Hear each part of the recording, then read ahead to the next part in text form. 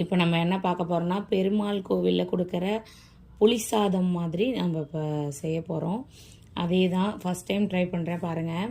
இது எல்லாமே ஒரு ஒரு ஸ்பூன் வந்து எடுத்துக்கணும். நான் வச்சுருக்கேன் இப்போ காமிக்கிற எல்லாமே. இந்த பக்கம் புளி குழம்பு கரைசலை தனியாக எடுத்து அதை தனியாக கொதிக்க வச்சுருக்கேன். இந்த பக்கம் சாதம் வேகுது. நெக்ஸ்ட்டு இந்த புளி குழம்புல பெருங்காயத்தூள், மஞ்சள் தூள், உப்பு, நல்லெண்ணெய் ஊற்றி தாளித்து கொதிக்க வச்சுருக்கேன். இப்போ இந்த பொருள் எல்லாமே நம்ம வந்து ஒரு ஸ்பூன் எடுத்துருக்கோமா, இது தனித்தனியாக என்ன பண்ணணும்னா வறுத்து எடுத்துக்கணும். ஃபஸ்ட்டு தனியாக வறுத்து எடுத்தாச்சு. தனியாக்கு அப்புறம் நம்ம வந்து மிளகு போட்டு வறுத்து எடுத்துக்கலாம். இது இந்த ஆர்டரில் தான் வறுக்கணும்னு கிடையாது, எப்படி வேணாலும் வறுத்து எடுத்துக்கலாம்.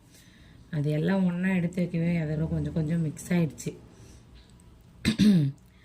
மிளகு வறுத்ததுக்கு அப்புறமா இது மாதிரி நான் ஒன்று ஒன்றா எல்லாத்தையுமே வறுத்து இது மாதிரி தனித்தனியாக கொட்டி வச்சுக்கிட்டேன். ஏன்னா நல்லா ஆறுனதுக்கு அப்புறமா நம்ம அரைக்கணும். இது மாதிரி வறுத்து எடுத்துகிட்டு இப்போ குழம்பு வந்து நமக்கு ரெடி ஆயிடுச்சு.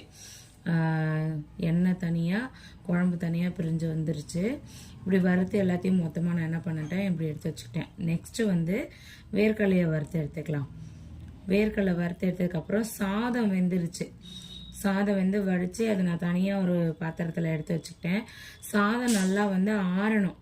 ஆறுனா தான் அது கிளறதுக்கு நம்மளுக்கு வந்து கரெக்டாக இருக்கும். நெக்ஸ்ட்டு நல்லெண்ணெய் ஃபுல்லாக நம்ம இதில் என்ன பண்ண போகிறோம்னா நல்லெண்ணெயை ஊற்றி தான் செய்ய போகிறோம்.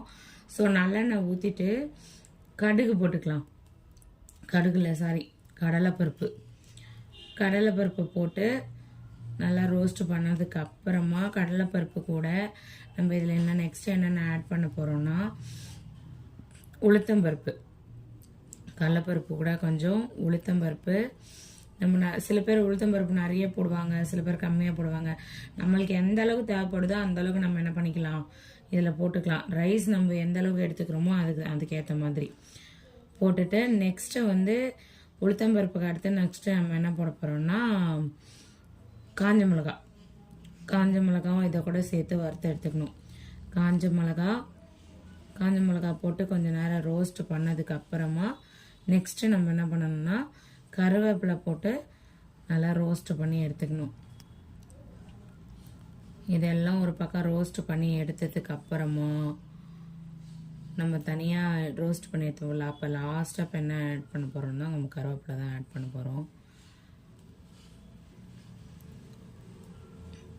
அதாச்சு கருவேப்பிலை போட்டாச்சு. சடன்னு சவுண்டு கேட்குது. கருவேப்பிலை போட்டு நல்லா ரோஸ்ட் பண்ணி எடுத்ததுக்கப்புறம் கொஞ்சம் செவந்ததுக்கு அப்புறமா நம்ம வந்து அடுப்பு ஆஃப் பண்ணிக்கலாம்.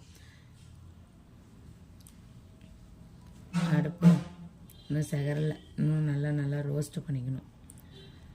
ரோஸ்ட் பண்ணிவிட்டு நெக்ஸ்ட்டு ஒரு பக்கம் நான் என்ன பண்ணுறேன்னா மிக்சியில் இந்த வறுத்து எடுத்தோம் இல்லையா, அதை நான் பொடி பண்ணி எடுத்துக்கிட்டேன்.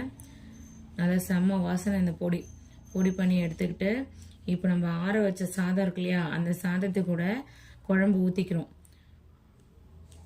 ஊற்றிட்டு நெக்ஸ்ட் அந்த பொடியை வந்து ஆட் பண்ணுறோம். நம்மளுக்கு எந்த அளவுக்கு அந்த ஃப்ளேவர் தேவைப்படுதோ அந்த அளவுக்கு நம்ம பொடி போட்டுக்கலாம். அடுத்து நம்ம எண்ணெயில் வறுத்து எடுத்தோம் இல்லையா, அந்த கடலைப்பருப்பு, உளுத்தம்பருப்பு இதெல்லாம் ஏன் கடைசியாக ஆட் பண்ணுறேன்னா இப்படி ஆட் பண்ணுறது மூலயமா நம்மளுக்கு வந்து அது கிறிஸ்பாக இருக்கும். வாயில் கடிக்கும் போது கொஞ்சம் கிறிஸ்பாக இருக்கும். அதனால தான் நான் அதை வந்து கடைசியாக ஆட் பண்ணேன். அப்புறமா நம்ம இந்த பொடியை போட்டுக்கலாம். இந்த பொடி நம்ம எந்த அளவுக்கு போடுறோமோ அந்த அளவுக்கு நம்மளுக்கு வாசனையாக இருக்கும், நம்மளுக்கு சாப்பாடு டேஸ்ட்டாக இருக்கும். இது எண்டில் நான் வந்து வீடியோ எடுக்கும் போதே லாஸ்ட்டாக என்ன ஆயிடுச்சுன்னா டக்குன்னு ஸ்டாப் ஆயிடுச்சு, வீடியோ அதுக்கு மேலே போகலை. ஸோ அதில் நான் உப்பு போட்டிருக்க மாட்டேன், அதை காமிச்சிருக்க மாட்டேன். உப்பு இதில் நல்லெண்ணெய் சேர்க்கணும். நல்லெண்ணெய் கொஞ்சம் சேர்த்து நீங்கள் மிக்ஸ் பண்ணுங்கள். சாதம் நல்லா உதிரியாகவும் வரும், சூப்பராகவும் இருக்கும். நல்லெண்ணெய், உப்பு, கடைசியாக இந்த வேர்க்கடலையும் போட்டு நம்ம என்ன பண்ணிடலாம், இந்த சாப்பாடை நல்லா மிக்ஸ் பண்ணிக்கலாம்.